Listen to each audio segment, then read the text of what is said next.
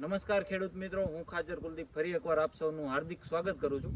આજે આપણે એક રૂપાવટી ગામે પ્લોટ વિઝિટ માટે આવેલા છીએ, જ્યાં ભીંડાનું વાવેતર કરેલું છે. ખેડૂત મિત્રે ખૂબ પ્રગતિશીલ ખેડૂત છે, છેલ્લા ઘણા ટાઈમથી ભીંડાનું વાવેતર કરે છે.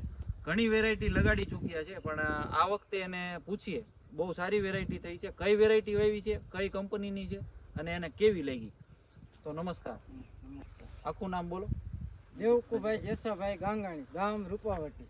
Mobile number 6346418352. તમે કઈ વેરાયટી વાવી? અમે સેજન્ટાની 517 નંબરની વેરાયટી વાવેલી છે. હા, તો ઈ તમને કઈ રીતે બેસ્ટ લાગી? બેસ્ટ કે આમાં જો એક તો રોગચાળો ઓછો આવે છે અને વીણવામાં સારો આવે છે, નથી લારું, કોઈ જાતનો પ્રોબ્લેમ પડતો નથી. હા હા. અને તમે બજારમાં લઈને જાઓ? બજારમાં લઈને જાય એટલે આપણે બીજા ખેડૂત કરતા આપણે 10 રૂપિયા ઊંચી બજાર આવે છે. 10 રૂપિયા ઊંચી બજાર આવે. તો તમે સિંગની ક્વોલિટી જો, એકદમ પેન્સિલ જેવા આકારની સિંગની ક્વોલિટી, જેથી કરીને બજારમાં ઊંચો ભાવ આવે.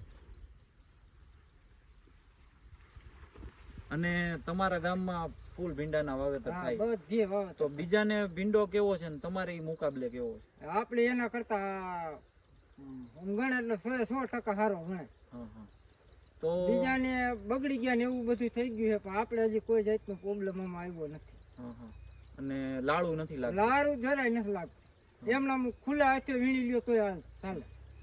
અને અહીંયા બીજા ખેડૂતો આવ્યા છે ભીંડો જોવા, સ્પેશિયલ ગામના જ છે. તો એને પૂછીએ કે તમને કેવો ભીંડો લાગ્યો? ભીંડો હારામાં સારો છે એમ.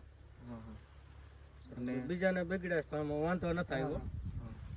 તો તમે જો ભીંડાનું વાવેતર કરતા હોય શિયાળામાં, તો 517 અવશ્ય એકવાર લગાડો. આભાર.